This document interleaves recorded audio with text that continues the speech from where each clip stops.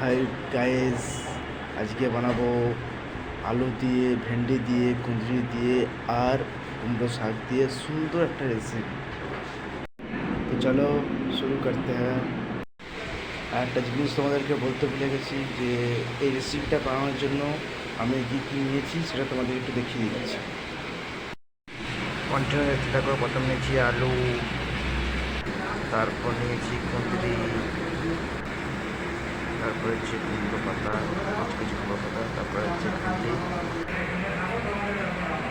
ওটাও আমি কেটে রেখেছি। তারপর টমেটো কুচি, তারপরে পেঁয়াজ কুচি, তারপর রসুন কুচি, তারপর হচ্ছে লঙ্কা, কাঁচা লঙ্কা, তারপর হচ্ছে কলাইয়ের বড়ি, তারপরে আদা বাটা, রসুন বাটা।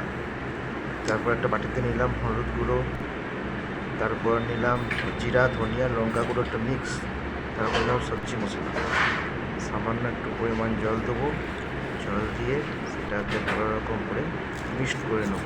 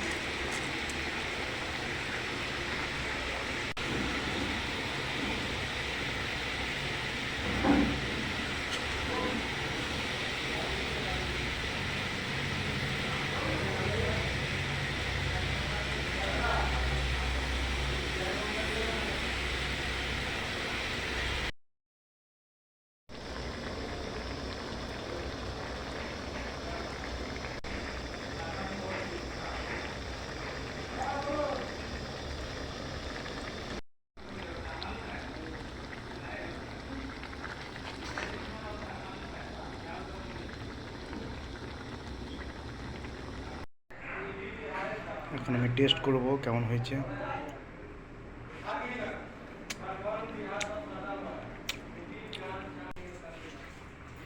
পিটেगा खूब पिटेगा।